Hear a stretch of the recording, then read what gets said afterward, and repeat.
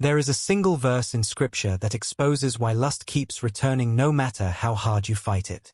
Not because desire is too strong, but because the battle has been approached in the wrong order. Have you noticed how the struggle intensifies right after moments of confidence and resolve? That is not failure, it is strategy. One overlooked command quietly dismantles lust at its root, and when it is obeyed, the fight changes completely. Lust is not defeated by willpower but by truth. If you are tired of losing the same battle, the complete biblical solution is waiting for you. Access it now through the link below. You keep returning to the same sin not because you lack discipline, sincerity, or desire to change, but because you have been fighting a battle you were never taught how to finish. Every cycle follows the same pattern: resolve, effort, temporary relief, then collapse. And the longer this repeats, the more convinced you become that something is fundamentally wrong with you. But the truth is far more unsettling, and far more hopeful. The failure is not in your character. It is in the instruction you received. You were taught to fight symptoms, not causes. To focus on behavior while ignoring authority. To manage temptation instead of confronting the system that feeds it. From the very beginning, the emphasis has been placed on effort. Try harder, be more vigilant, avoid triggers, build better habits. These things sound wise, even biblical, yet they never produce lasting freedom. They only rearrange the prison furniture. You may feel progress for a time, but the structure holding you captive remains untouched. What makes this cycle especially cruel is that it convinces you the problem is intensity. If the fall returns, you assume you did not pray hard enough, fast long enough, hate the sin enough. So you increase pressure on yourself. And pressure always produces one of two outcomes: pride when you succeed briefly, or despair when you fail again. Either way, the cycle tightens. The enemy does not need to overpower you. He only needs you exhausted and self-focused. This is why confidence is often followed by collapse. The moment you feel strong, clean, or finally in control, the battle escalates. Not randomly, strategically. The system you have been using depends on you remaining alert, disciplined, and internally strong at all times. That is an impossible standard.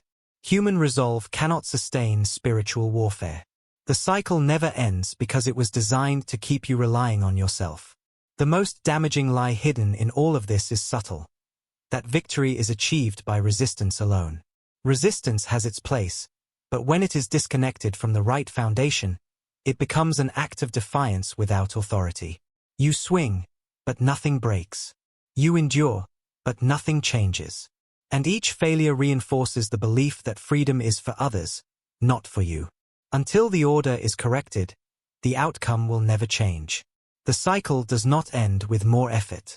It ends when the battle is approached from the position it was meant to be fought, from surrender, not strain. Most people misunderstand lust before they ever try to defeat it, and that misunderstanding guarantees defeat. Lust does not begin with what you see, who you encounter, or what appears on a screen.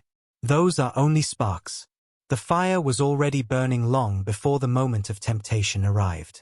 Lust operates from within, not from without, and until that truth is faced honestly, every attempt at freedom remains superficial. Desire is the engine. Temptation merely pulls the lever. The mind convinces itself that the problem is exposure, but Scripture exposes something far more unsettling. Desire already lives inside the human heart. When temptation appears, it is not creating something new. It is activating something that already exists. This is why removing images, environments, or triggers brings temporary relief but never lasting freedom. The root remains untouched. Lust survives through access. It does not need constant stimulation. It needs permission. That permission is granted through memory, imagination, and unguarded desire. One image seen once can be replayed endlessly in the mind, reshaped, intensified, and preserved long after the moment has passed. Over time, memory becomes a private theater where temptation no longer needs the world's help. The battle quietly moves inward, where no one else can see it. This is also why lust feels alive. It reacts, adapts, waits, and returns strategically.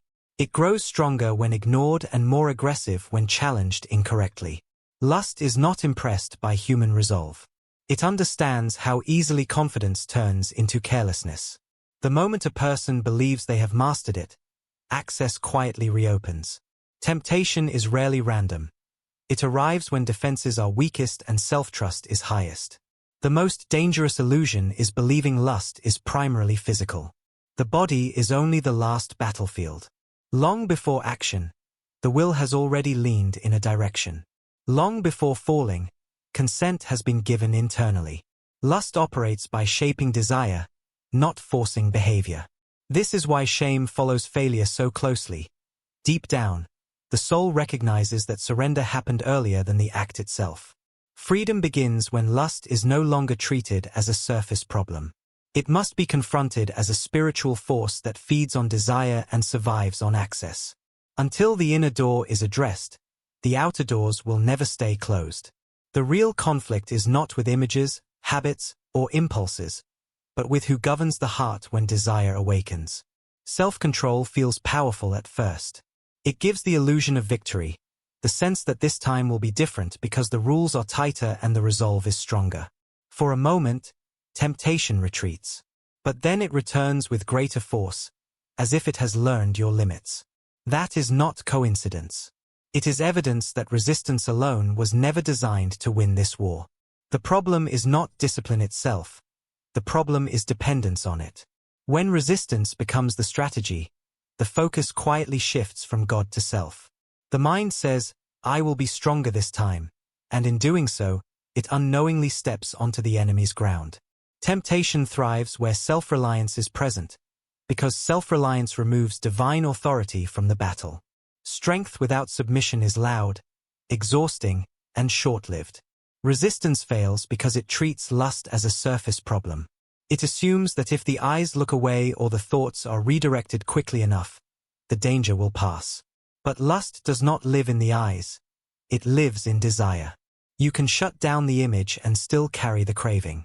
You can flee the situation and still replay it endlessly in the mind. Resistance reacts to temptation after it has already taken ground. By then, the fight is uphill. There is also a deeper flaw hidden inside self-control. It feeds pride. Even spiritual pride. Each small victory whispers, you handled that well, and confidence begins to replace dependence. That is the moment the trap is set. Temptation almost always returns when confidence rises, not when weakness is felt. The enemy does not fear effort. He waits for it. He knows that effort eventually collapses under pressure. Another reason resistance fails is fatigue. Willpower is finite. It weakens under stress, loneliness, exhaustion, and emotional strain. Lust understands timing. It does not attack randomly. It attacks when strength is lowest. A strategy that depends on constant personal strength is guaranteed to fail eventually, no matter how sincere the intentions are. The greatest failure of self-control is that it tries to win a spiritual battle with human tools. Advice, techniques, and mental tricks cannot overpower a force that operates at the level of the will and the spirit. Resistance without surrender is like standing outside a fortress, swinging at an enemy you were never meant to face alone. The battle was never about trying harder. It was about standing in the right place before the fight even began. This struggle is not meant to be fought blindly. The complete biblical framework that dismantles lust at the root is laid out clearly in my ebook. The link is in the description and pinned comment. Access it and move forward with clarity and authority. The struggle was never evidence of God's absence. It was proof of his intention. Many assume that if God truly cared, he would remove temptation entirely. Yet again and again, Scripture shows the opposite pattern. God permits the struggle not to crush the believer, but to expose a deeper truth that comfort can never reveal. When the battle persists, it is not because heaven is silent, but because something essential has yet to be learned. What makes this unsettling is that the struggle feels unnecessary. Prayers have been sincere, tears real, resolutions genuine. Still, the weakness remains. This is the moment where most people conclude they are broken beyond repair. In reality, this is the moment where self-reliance is being dismantled. The struggle exists to strip away the illusion that human effort, discipline, or emotional resolve can produce lasting freedom. As long as victory is believed to come from personal strength, the cycle must continue. There is a reason deliverance is delayed. If temptation disappeared instantly, pride would survive untouched. The heart would quietly conclude, "I overcame because I tried harder." But the struggle exposes that lie. It reveals that willpower can restrain behavior for a season, but it cannot transform desire. Only when exhaustion sets in, when striving fails repeatedly, does the soul become ready to receive truth instead of advice. This is where grace is misunderstood. Grace is often reduced to forgiveness after failure, but its greater purpose is power before failure. God allows the struggle to drive the believer toward dependence rather than despair. The pressure forces a decision: continue fighting alone or surrender control entirely. That surrender is not weakness, it is alignment. It places the human will beneath divine authority, where strength is no longer self-generated but supplied. The struggle also exposes timing. Temptation often intensifies right after moments of confidence, as if the enemy senses when reliance has shifted inward. That pattern is not accidental. It reveals that the real battlefield is not desire, memory, or habit, but trust. Who is being relied upon in the moment of pressure? When this is finally understood, the struggle loses its cruelty. It becomes instructional. Each failure points to the same conclusion: freedom was never meant to be achieved through effort, but through obedience. The struggle remains only until that lesson is embraced. Once the heart yields, the battle no longer revolves around survival. It becomes a doorway, one that leads not to condemnation, but to lasting transformation. Most people never lose to lust at the moment of temptation.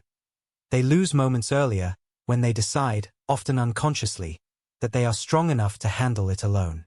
That decision feels responsible, even spiritual, but it quietly removes the one protection that actually works. The battle is not lost because desire is powerful. It is lost because authority has been abandoned. There is a command in Scripture that strikes directly at the center of this problem, yet it is rarely emphasized because it offends modern instincts. It does not flatter human effort or celebrate discipline. Instead, it demands surrender of the will. This command does not ask you to fight harder. It asks you to step under authority. And that single movement changes everything. The enemy does not fear resistance that is rooted in self-confidence. He has seen it fail too many times. He waits patiently while prayers are spoken from a place of independence, while vows are made in private strength, while determination swells without submission. Only when a person places their will under God's authority does the ground shift beneath the temptation. At that moment, the battle is no longer fought on human terms. Submission is not weakness, retreat, or passivity. It is a deliberate act of alignment. It is the decision to place your thoughts, desires, body, and future under God's rule at the exact moment temptation demands control. This is why it targets the will so precisely.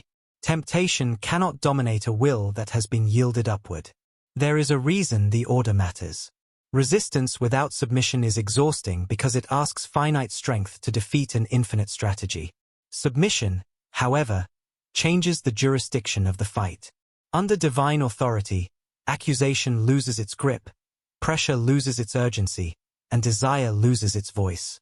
What once felt overwhelming suddenly feels distant, even quiet. This is also why freedom often arrives without drama. There may be no surge of emotion, no surge of confidence, just a strange calm, a clarity, a sense that the temptation no longer has permission to speak. That is not suppression. It is authority being restored to its rightful place. The command is forgotten because it removes human glory. No one can boast in surrender. Yet this is precisely why it works. When the will bows, strength arrives. When control is released, protection begins. And when authority is acknowledged, lust loses the power it never truly owned. Lust does not collapse because you fight harder. It collapses because its authority is revoked. The moment submission happens, the power structure of the battle changes.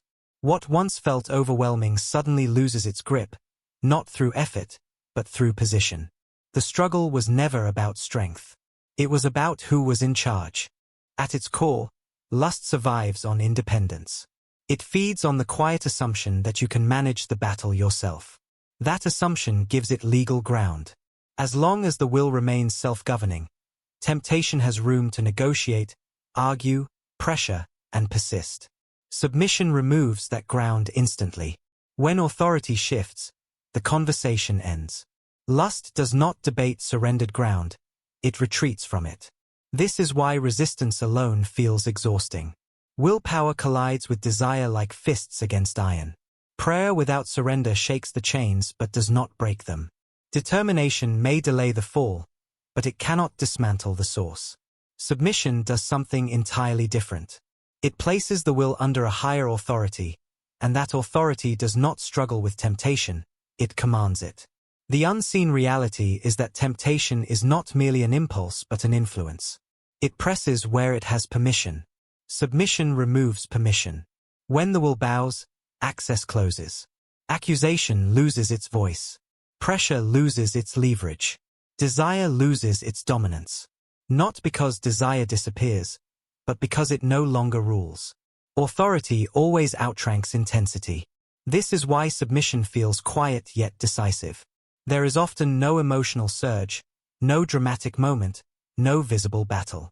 Instead, there is a sudden loss of momentum. Thoughts that once screamed now whisper. Images that once demanded attention lose their weight. The fire does not explode, it suffocates. Lust starves when it no longer controls the will.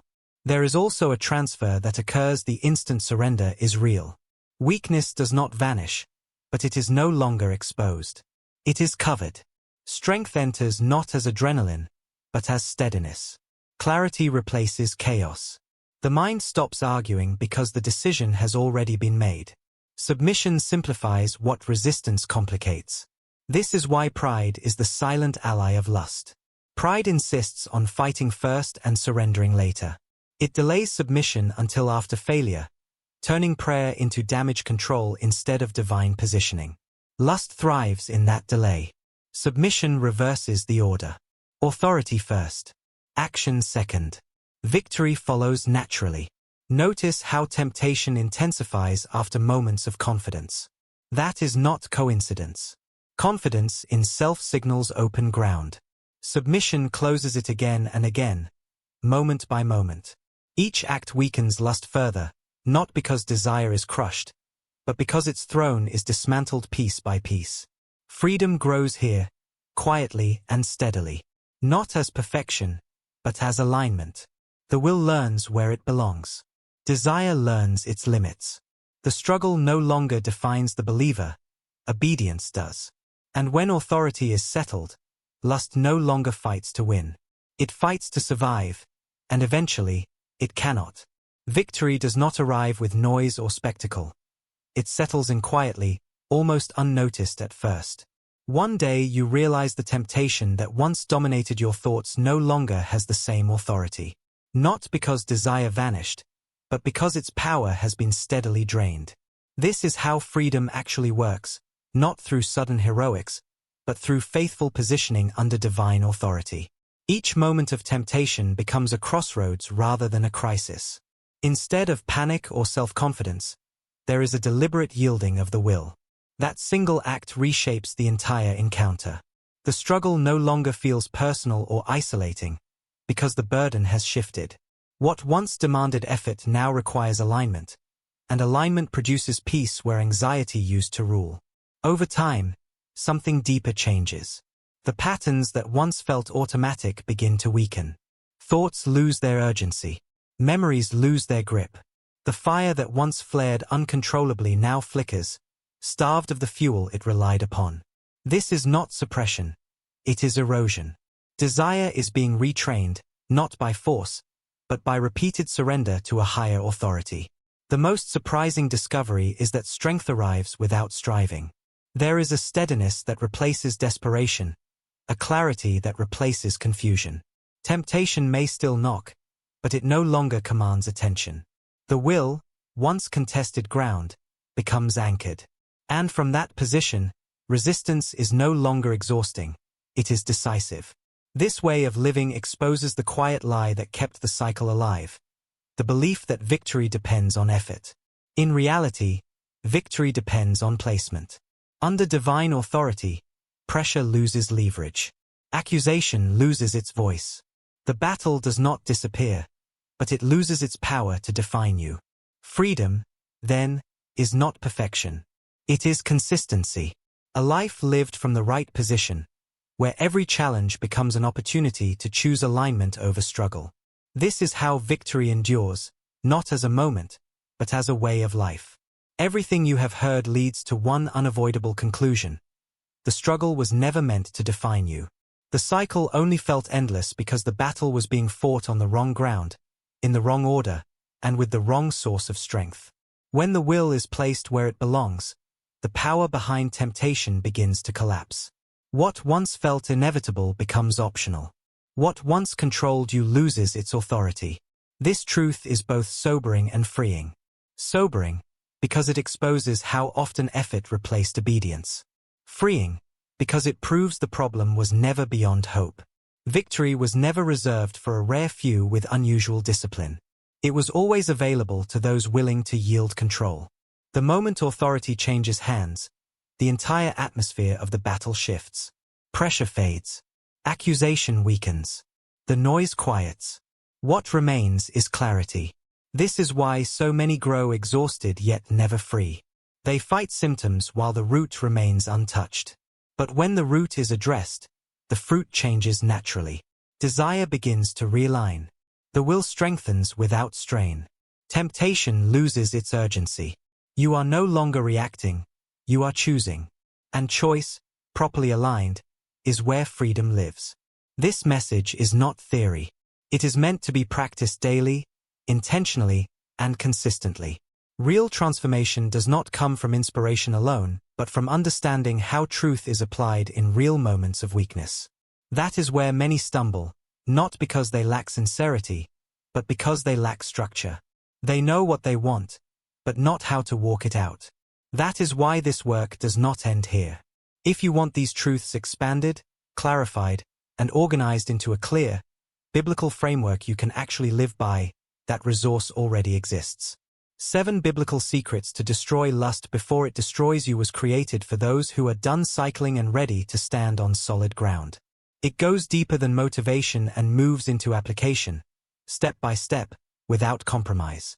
The link is waiting for you in the description. This is not about trying harder. It is about finally fighting from the right position.